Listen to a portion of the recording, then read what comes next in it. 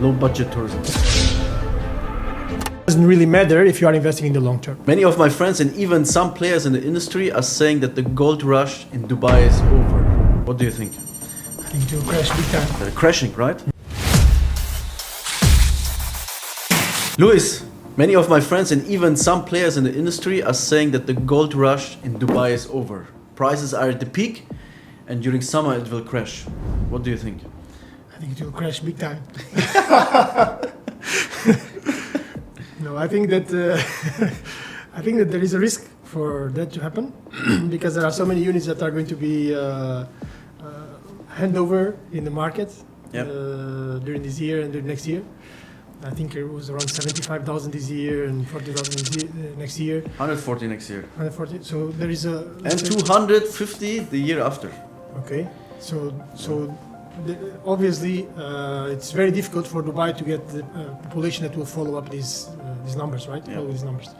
So there is a risk for that, but I don't think that the crash will be that there will be a correction or like a big drop potentially in some areas. Some areas could feel that.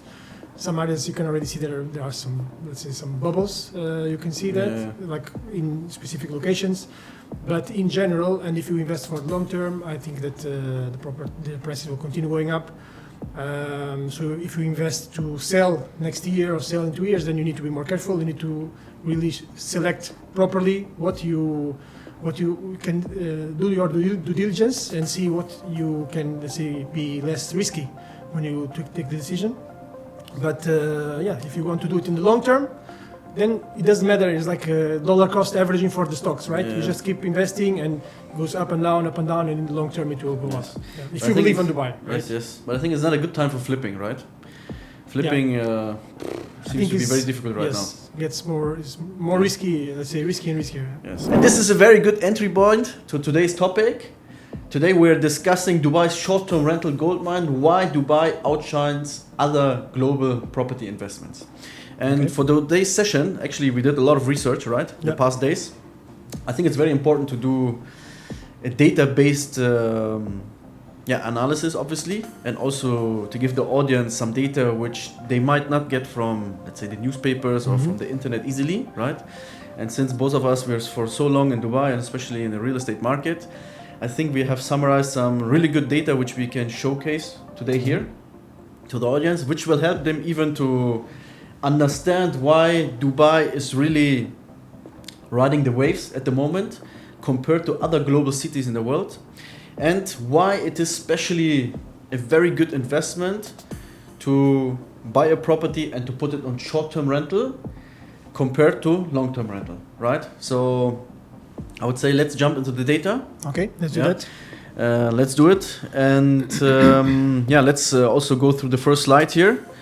So the first one is about population, right? Exactly. It's about the population and the GDP development. Maybe you want? Yeah, sure. So what we can see is actually, so population in Dubai has been increasing over the last years, over the last 25 years. We can see that constant increase, let's say. And there is a huge, very ambitious target from Dubai government, UAE in general, but Dubai government specifically for Dubai, to double the population by 2040, right? Exactly. So this is a very, very ambitious, very difficult, let's say, objective to achieve, target to achieve. And of course, there will be, in order to reach this, it's not going to happen by itself, right? There will be a lot of measures and actions and initiatives that need to be put in place. We are going to talk about some of them in the next slides. Yes. But just one thing I want to say here. When I moved here in 2014, the population was at 2.4 million in Dubai, right? And just recently, I think last month, we hit 4 million, right? So it almost doubled even, which is incredible. Yes. And as you said, until 2040, we want to have 7 million, right? Which is an ambitious target, but seeing the past, maybe not so unrealistic, right? Yes, I believe it's possible. I'm a very big believer in Dubai myself. I have also invested in Dubai, and that's why I was saying in the beginning that if you are investing in Dubai, if you believe in Dubai, so you should invest in Dubai if you believe in Dubai, and for the long term. So it doesn't matter if the market there is some corrections, if it changes, goes down and up and down 5-10%. It doesn't really matter if you are investing in the long term, right? Or if you keep investing, right? Yes. So I think this is the way to go. This is the best, let's say the strategy that I'm following myself as well. Yep. And I do think that we can reach these numbers, or Dubai will reach these numbers. And if it doesn't reach, it's like when you put a very ambitious target, makes you work towards it. Maybe you don't reach the 100% of it, but you reach 80% or 70%. So we will reach something, right? You will reach an improvement as long as you put a target and you work towards it, right? Honestly, if you think about it, 16 years to 2040, right?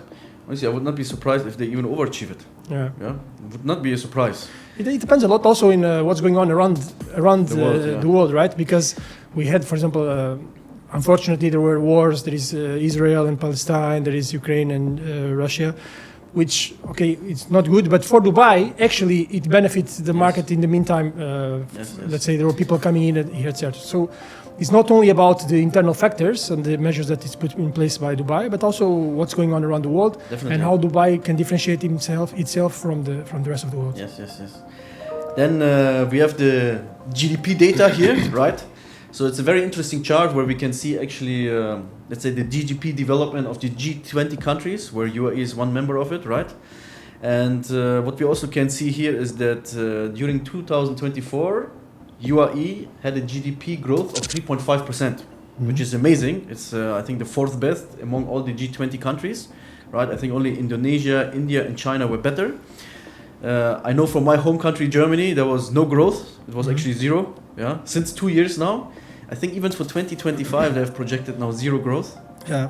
Well, in Portugal, the same. So I'm from Portugal, and there was growth, I think, around 1%. And again, this year is similar projection, but has already been also revised because of the tariffs from Trump, etc. So there are some potentially lower projections for this number. So, of course, when you compare to these numbers that you just said, 3.5% is not even comparable, right? And this is year on year, and it has been every time, right? Okay, why is GDP such an important indicator for the health of the economy, right? And what it has also to do with real estate, actually, at that point. Yeah, so look, GDP is an indicator of the health and growth of the economy for the businesses, the real estate as well. Yep. So if it is growing, it means there is more investment, there is more also people can get more income, etc. So everything is connected with the evolution of the GDP, right? So and there is one thing that is, you are not playing a market isolated. So you are playing a global market, right? And the global market means you are also comparing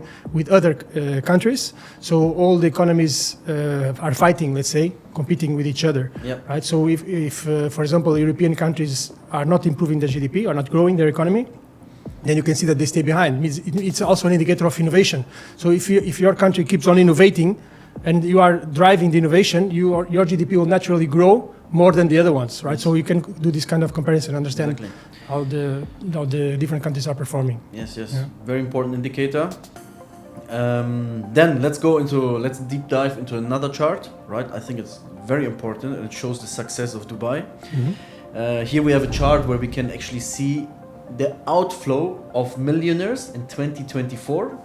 And what is really interesting here to see is that the biggest outflow of millionaires actually was in China, in the United Kingdom, in India, South Korea, and Russia, right? So many people with a lot of money, high net value individuals left these countries, right? They left them because potentially they were not happy, right? They didn't see their future there, and they wanted to go somewhere else, right? And on the right side, we see now another chart which shows the inflow of millionaires. And what is incredible to see here is that the UAE is by far the number one. They're the biggest benefiter of, let's say the millionaires moving, right, to other countries, with 6,400 families moving to the UAE in 2024. Second one is the US with almost half of it. Why do you think all these people are coming to the UAE? Look, there are several reasons. I think stability is one. Okay, trust on the economy, because, for example, the way that UAE Dubai handled the COVID situation was also one of, let's say, showed the world that we can. That when I say we is Dubai, I consider myself as Dubai as well, right? We can handle different situations that can come towards us. It's also, there are a lot of incentives in terms of taxes, for example, taxes for the business, taxes for personal income. So there are a lot of actually, let's say, different drivers that attract these people. But I would say that maybe the biggest one is actually taxes, because these people, for example, countries like UK and other countries in Europe, they are putting very high taxes for high earners, right? It's almost like a hunt of the rich, and these people are trying to move their riches, let's say their wealth or net worth, somewhere else where they will not be so much penalized for having it, right? Yes, yes. And Dubai is giving these conditions. Definitely.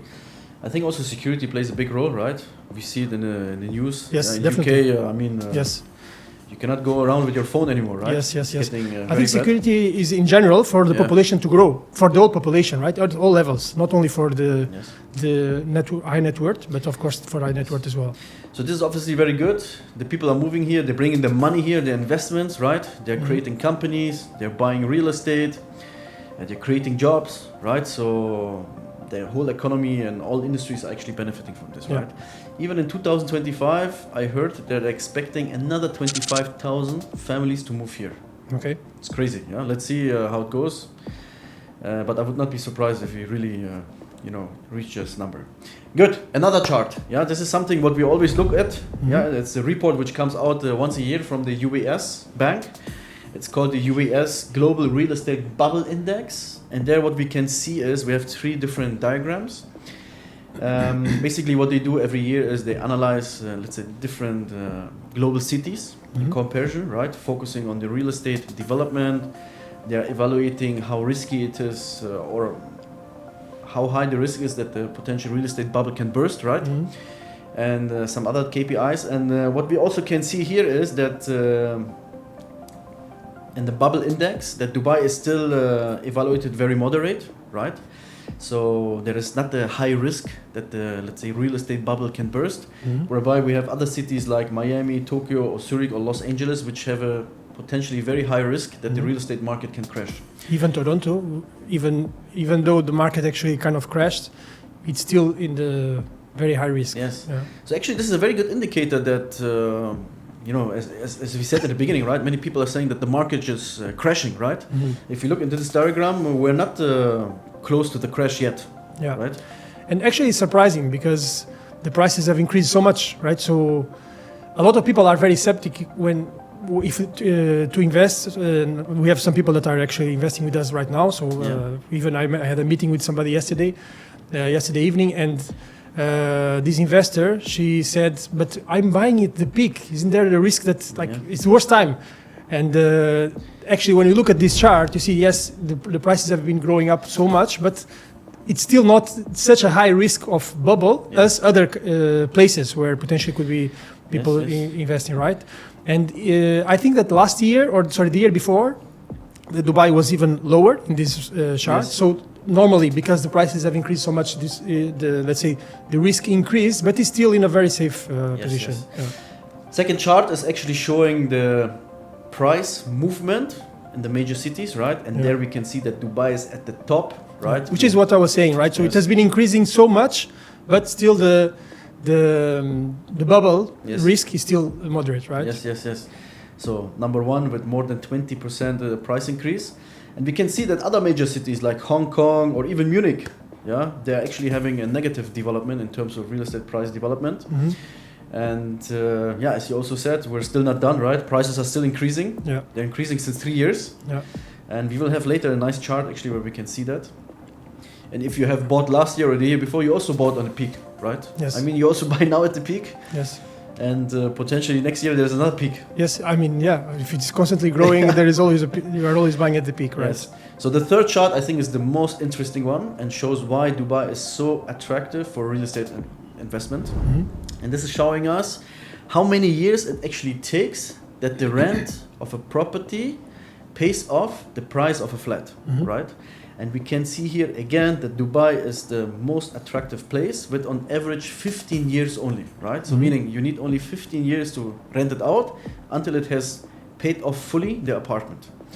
If I see here Munich again, a German city, it takes on average 45 years, which is incredible, right? Yes. Because the returns in Germany are so low, right? Like 2% or something like that, right? And this basically is a reflection of what's your return on investment. Yep. And even though the prices have been growing so much or raising so much, actually the rents have also followed that, right? Definitely. Both in long term and in short term. And that's why the ratio is still very, very attractive. Yes.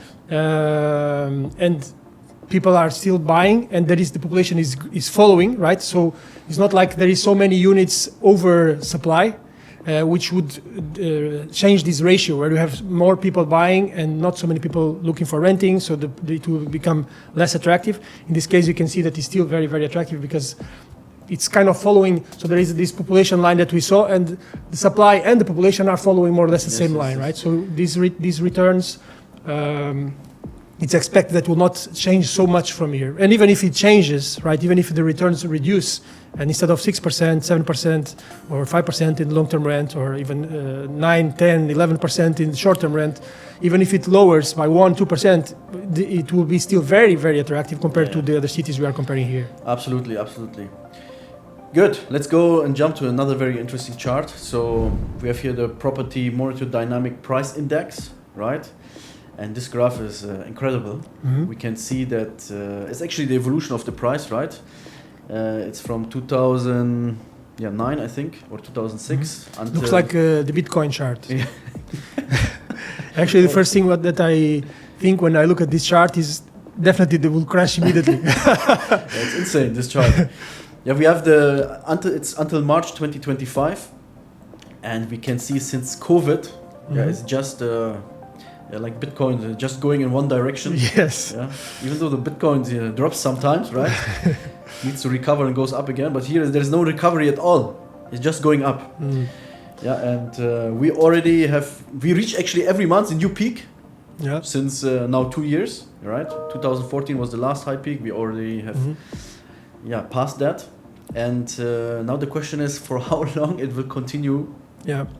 So I think that, so when you look at only this chart, right, if you look at it separately without other data points, it seems very risky, right? But actually we were building up the story up to now, right? Because you can see that it is still not, when you compare to other cities, it's still not so risky. The bubble risk assess done by this UBS bank shows that there's still a lot of margin to increase, right, without reaching that.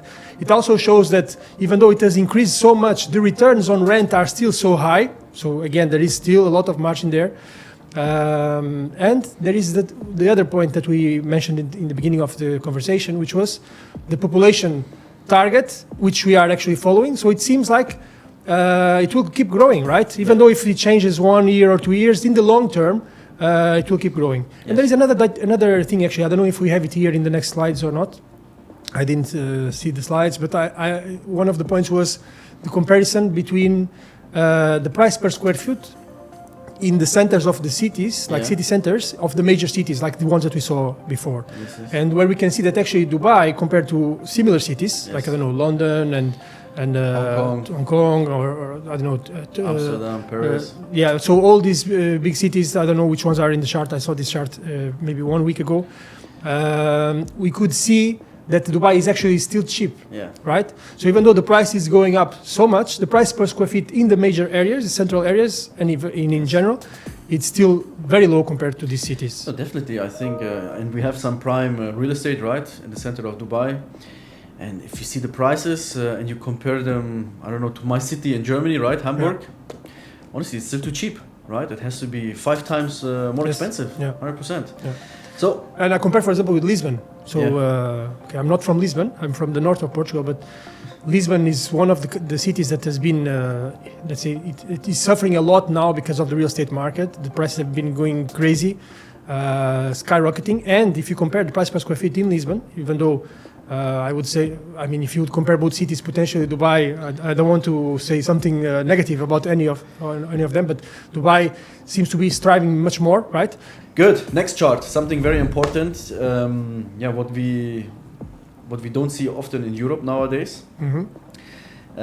Obviously, in Dubai, particularly, we have the ruler, right? His Highness Sheikh Mohammed bin Rashid Al Maktoum, and we have the Dubai Master Plan 2040, right?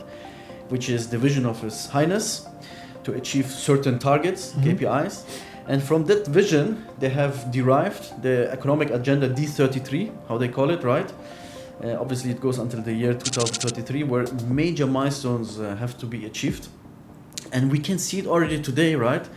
Every week, every month, we have new major projects being released, initiated, infrastructure projects or projects in the tourism industry or in the healthcare industry or in the real estate industry.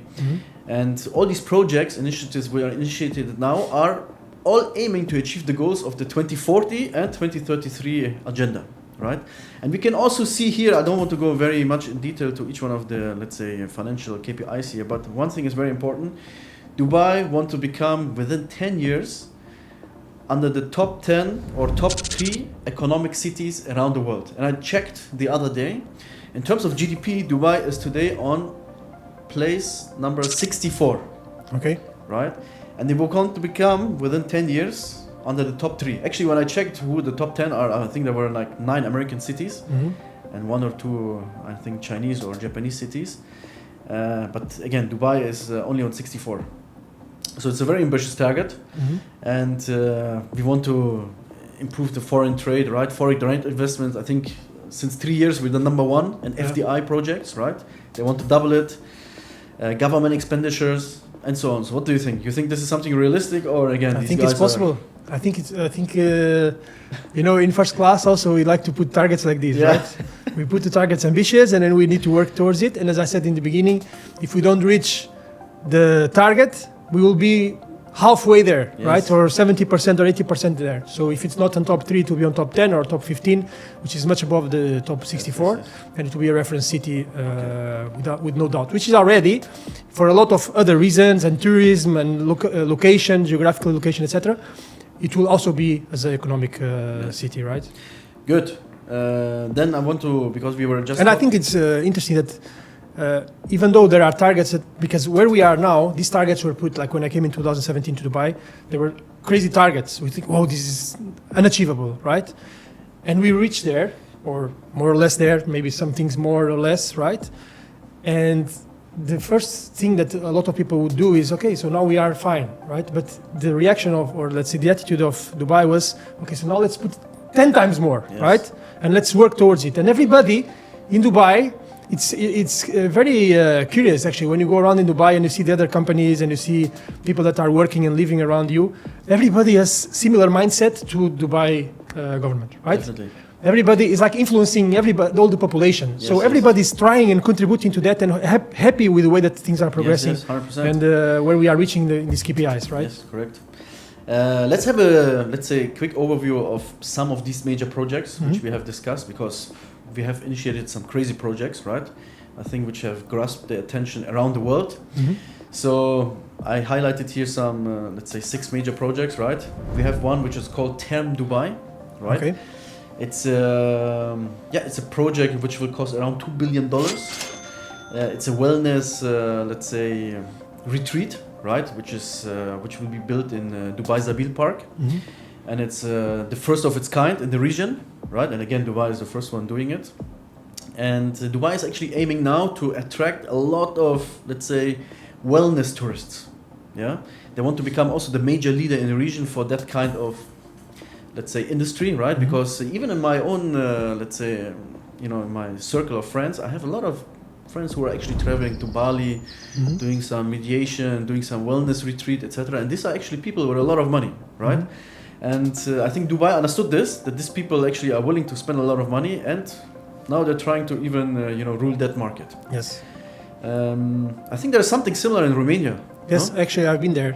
Yeah, please I've tell been us. there. I've been there in February. In February, I was there, and actually, I think the company that, I don't know if it's the company that owns or that developed that one, is the same that is actually going to develop here. Yeah. So I don't know if it's a Romanian company, or if it's not a Romanian company, this company that did it in Romania. I don't remember exactly now.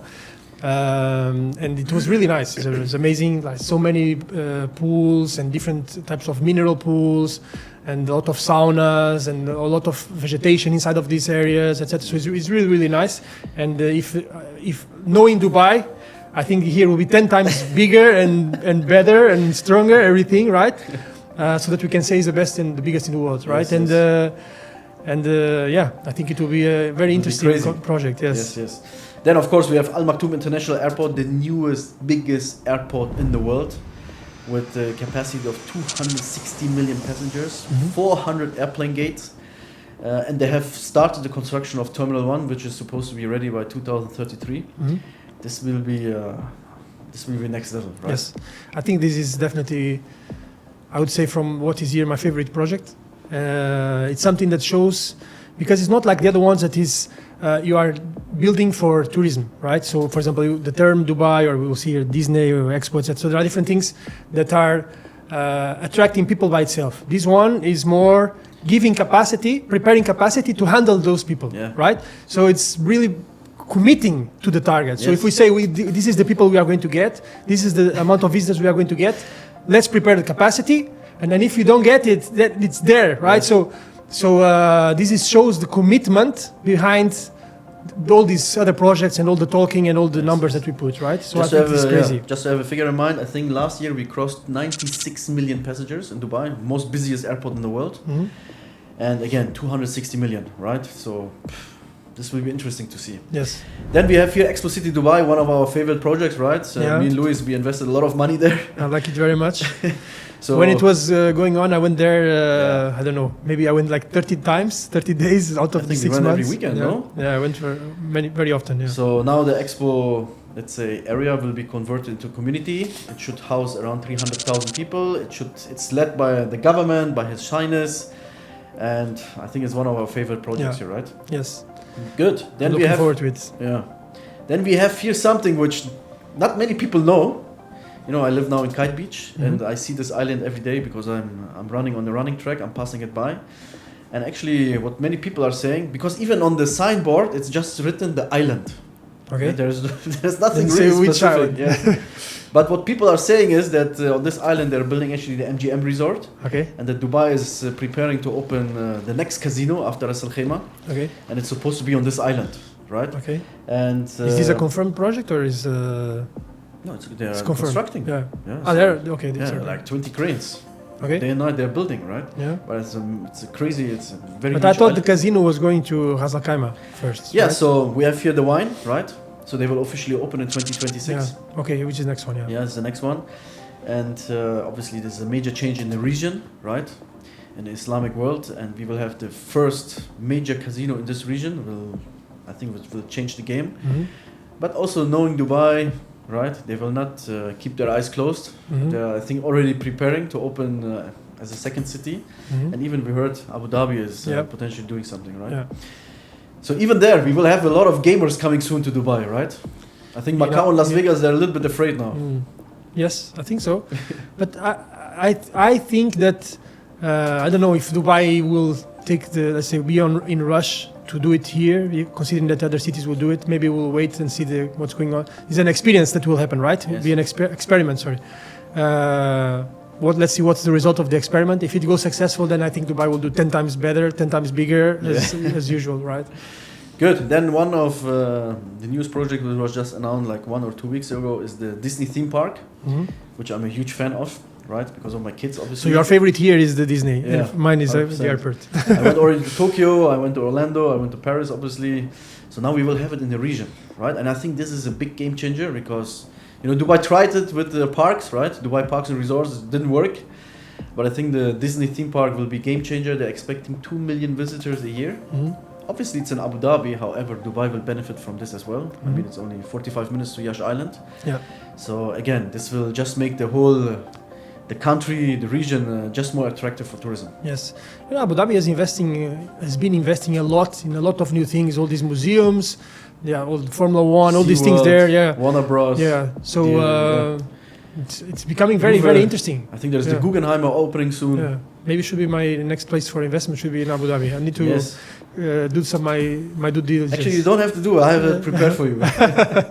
Good. So now what we will do is we will deep dive more into the tourism, or let's say short-term rental, real estate related data, right? Because this will give us some really good insights, and we will compare it to other major tourism cities like Paris, London, or Istanbul, right? Good. So the first chart is actually showing us the number of visitors in millions. And what we have done is for each one of the charts, we did a comparison of the 2015 compared to 2024. And then obviously we have here the change in percentage. Okay. So the first chart, again, as I said, number of visitors in million. We can see here that Dubai in 2015 had only 14.2 million visitors. Was behind Paris, which had 16 million, was behind London, which had 18.6, right? And what we can see here also clearly is that Dubai in 2024 already has 18.7 million visitors, which is an improvement of 32%. And we can see here also clearly that Dubai now is clearly ahead of, let's say, cities like Paris, yeah, or New York or Tokyo. We can see that London is still ahead of Dubai, but if you see the development in terms of percentage, we can see that clearly Dubai is, not only catching up, but they will overtake them. But we can also see here clearly that Istanbul did a very great job, right? It's more than 80% increase. Yeah, almost doubled. Yeah, crazy. Yeah. Cool. So Dubai is the second, let's say, best performer in terms of improvement. Yes. And Bangkok. Bangkok is still the first one by far, but not growing as much as the other ones anymore, right? Yes. This is very interesting to see. Then, second slide, we have the tourism revenue in billions of dollars, which is also very interesting. I mean, all these tourists are coming and spending money. And here we can see that Dubai in 2015 was with 25 billion US dollars, behind Paris, behind London, behind Istanbul, right? But we can see also that Dubai now with 37.5 billion is way ahead of other global cities. Again, here we can also see that Istanbul is still ahead of Dubai, right? They did a fantastic job. Dubai increased by 50% and Istanbul by 53%. But what we can see also is that, so even though Istanbul was the one growing by far much more in number of visitors, yes, actually in spend, the growth is similar to Dubai, which means actually the let's say the spend per person in Dubai it's higher, right? Yes, it's been higher. Actually, when we see it per person, it's the highest in the world, right? I think average $550. Yeah, and we can see Bangkok so low here, even though it has so many visitors. So it's for a different type of, I guess, a different type of tourists potentially. Exactly. Visitor. And Dubai, anyways, what they want is that people with money come here, right? They're focusing more on this. Yes, in Bangkok, you have a lot of, let's say, low budget tourism. Yeah. Right. Good. Next slide. Yeah, airplane capacity. Airplane capacity, also here we see that actually Dubai is leading that chart, right? And they're building a new one, right? So they will lead, which is much bigger. Yes, exactly.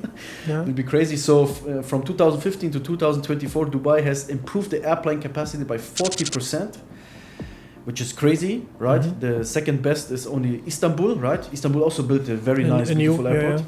Very nice. And Turkish Airlines, I think they're doing a great job, right? But we can also see that all these major other capitals like Paris, London, New York, Tokyo, they're not improving as good as Dubai. Yeah, it seems so. They had high numbers, higher than Dubai, right? And it seems quite stable. I mean, there is some improvement, but not as big as the cities that are growing the most number of visitors as well. Yes. It's almost proportional. Crazy. Good. Yeah. Next slide. It's about the hotel occupancy and percentage, right? Which is a very important indicator how busy, let's say, hotels are. This one is especially interesting and important for us, right? Yep. For our sector, the tourism sector, let's say short-term rentals as well, which in a way we are also competing with hotels, right? Yes.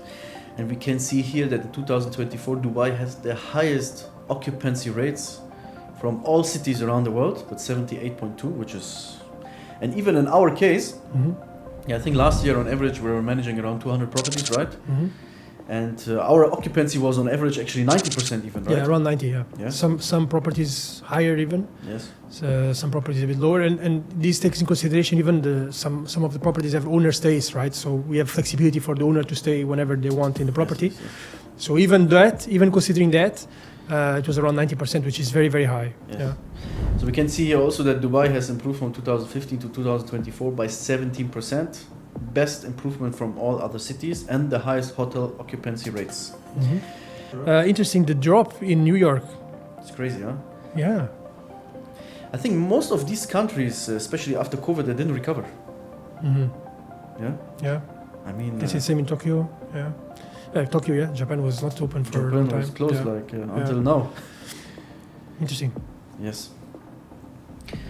Then available beds, and also here, Dubai is crazy. Yeah, 154,000 beds. The second highest is who is it? London, with 90,000. Dubai has almost double that, right? Yeah, there are so many hotels in Dubai, right? So if you look around, I think that all the major areas, they have hotels and buildings almost the same way, right? Residence buildings. But what we also can confirm is, look, from 2015 to 2024, so available beds, grew by 50%. I mean, when we started in 2019-20, there were like 7,000, 8,000 listings, right? Now I think we have up to 60,000 listings. So actually in our industry, in the last 5 years, it grew by 400% almost, right? Yeah, it was a huge increase, and we could see that in terms of competition, all types of listings, etc. Yes.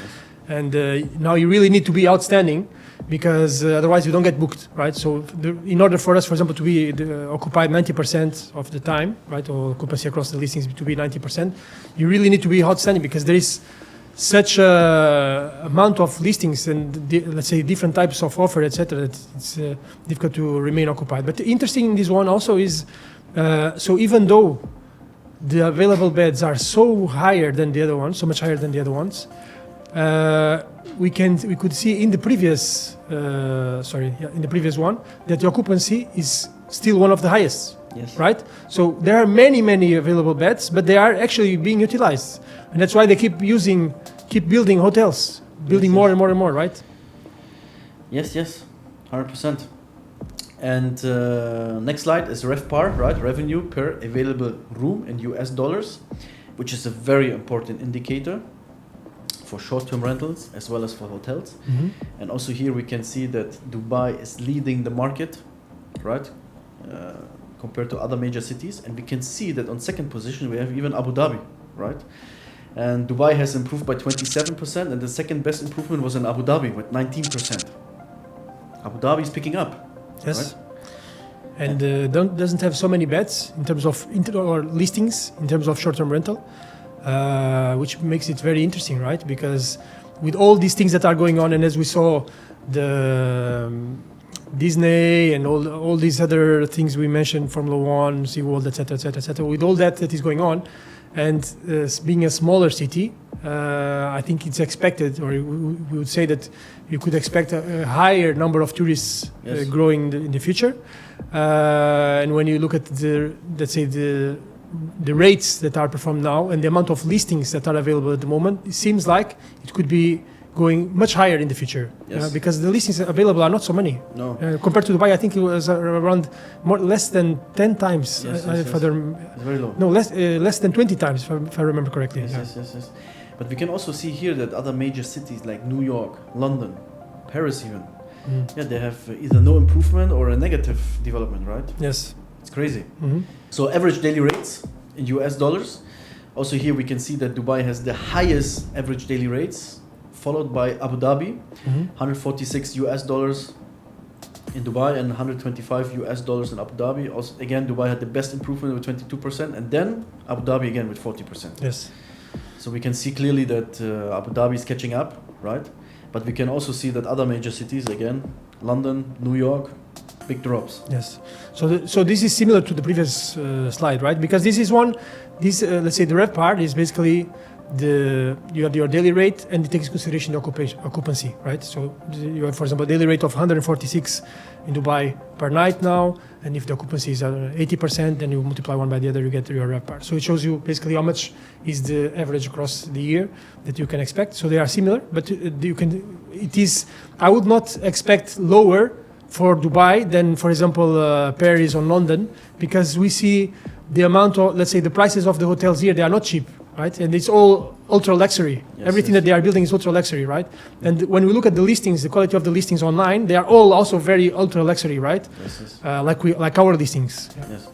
So it's the last chart we have here is the final chart, which is, I think, a very important indicator: the ROI, the return on investment, the gross ROI, right? So before taxes, and we see here that Dubai has the highest ROI with 9.5%. and it has improved by 46% compared to 2015. So this is for short term or for long term? This is for short term. Short term. Yeah, short-term rental ROIs, right? And long-term rental ROIs are between 4 and 6% most, right? So we can see that short-term rental is clearly more attractive with 9.5%. And we can see also that Abu Dhabi is on the second place with 6%, right? So if you would have money now to invest, where would you put your money? So which city? And then would you put it more long-term or short-term if you have seen all this data now? Yeah, look, I would definitely put it in short term, okay, because there are a lot of advantage, not only in terms of return, but also flexibility of using the property. You don't have issues with the long-term tenants that you cannot, if you want to move in or if you want to change the tenant, you cannot do it easily, etc. There are a lot of advantages, right? Correct. So for that, I would go for short term, definitely. Now, choosing the city depends on the perspective. If you are the first-time investor or if you are already have properties in Dubai. If you would be the first-time investor, I would say invest first in Dubai, okay, which is also what I did and you did, and we can see the returns are higher still, right? Yes. Even though, for example, long-term returns, long-term rent returns in Abu Dhabi are actually quite high at the moment, similar to Dubai or even higher in some places. In short term, it will catch up or is similar because the amount of units that are coming to Dubai will also potentially balance that. Yes. But if you would not take in consideration as the first-time investor, then there is the element of diversification, right? And that would be one of the reasons why potentially I would consider Abu Dhabi as the next investment, because then I'm also not only exposed to one market, right? Even though it's in the same country, but we know, people that live here know that these cities operate completely different, right? Yeah. And the one that going up doesn't mean the other one is going up in terms of real estate and rents, etc. So it would be potentially diversification, an option for diversification would be Abu Dhabi. So I would potentially, my next one could be in Abu Dhabi. I have to see and do my due diligence, but I would consider it, yes. Very good. So you would not invest in... What about you? No, I would not invest in Europe. I would not invest in Europe, right? Yeah, no, definitely not. Because, by the way, this is probably before taxes. It's before taxes. Yeah. So in Europe, even though you have like 2% return, London, Paris, Portugal is the same. If you, then you still have to pay taxes. Yes, important to mention here is obviously if you live in the UAE, right? Then obviously you don't have to pay taxes at all. So the 9.5% Dubai is actually net, right? Yeah. Whereby if you invest in London or some other European country, obviously you have to deduct 50% potentially here, right? Yes. Which makes it very unattractive. Yes. And I think also we saw the other charts, right? In terms of price development, etc. Dubai has still a long way to go, even Abu Dhabi. Mm-hmm. And from that point of view, I think based on what we have seen here, the conclusion is that we should invest our money in Dubai and Abu Dhabi. Higher returns, less risk. So even though we the other ones are with the less return, we saw that they are ranking higher in the bubble, in the risk bubble index. So you have less return and more risk. So why would you choose this place, right? So obviously Dubai really ranks as definitely the preferred place for investment. Yeah. Amazing. Thank you guys for watching this episode. I think it was very interesting. A lot of data points. I think we did a good research. Yeah. And if you have any questions, comments, please feel free to put it below our video. Don't forget to follow us and subscribe. And let us know, like, subscribe, share. And let us know also if you like this type of podcast, or let's say of Dubai first class talks. Because we have also other types of talks that we have done before, right? And we are trying out different styles. One with more data, another one different, sharing more our experience. So it's good to understand what people like the most. So please let us know so we can do more of whatever you prefer, right? What people like the most, and what is more helpful and insightful. Yeah. Cool. Thank you, guys. Thank you. Bye bye.